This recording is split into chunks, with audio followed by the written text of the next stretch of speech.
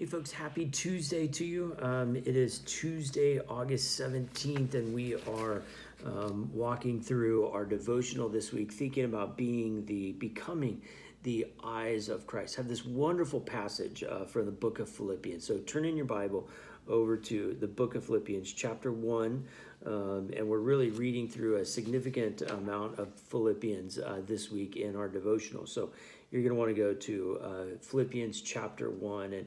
And just remember, Philippians is a letter that Paul wrote to the people in Philippi, the church that he had started in Philippi. And it was really a difficult place to live.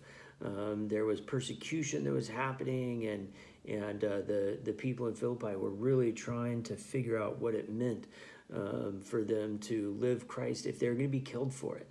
And of course, we don't have to answer that kind of question in our lives. But they did, and Paul writes these words. Now, chapter 1, Philippians chapter 1, verse 27, the reading goes all the way through chapter 2, verse 11 today. So I'll let you read all of that. But I just want to point out a couple lines here.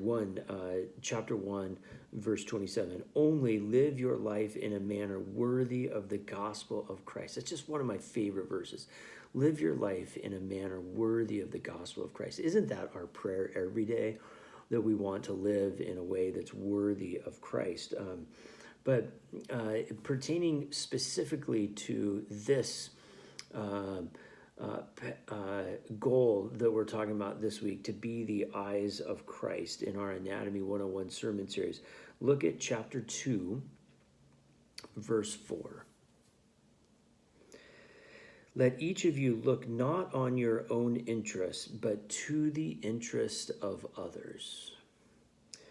Let each of you not look to your own interest, but to the interest of others. And isn't that one of the ways that we can be the eyes of Christ? Now, what Paul's talking about is there was sort of a battle going on in Philippi between Jewish Christians and Gentile Christians and newer Christians and more mature Christians. And he was saying that rather than standing in judgment of one another, consider what it means for them to be faithful and whether you ought to live that way. You ought to do some of those things to strengthen their faith. And that any kind of hubris that puts us above other people, or any kind of a thought that leads us to selfish ambition to get ahead of others is not the humility of Christ. So let each of you look not on your own interest, but to the interest of others. Wouldn't the world be a different place if that's the way everyone chose to live? Wouldn't your life be a different place, in a different place, if that's the way everyone around you chose to live?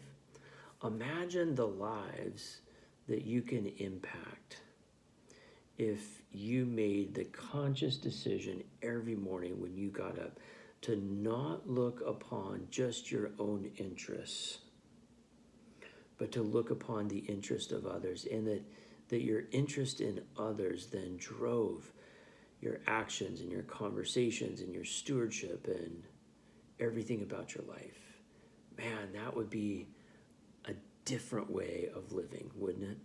So think about that today.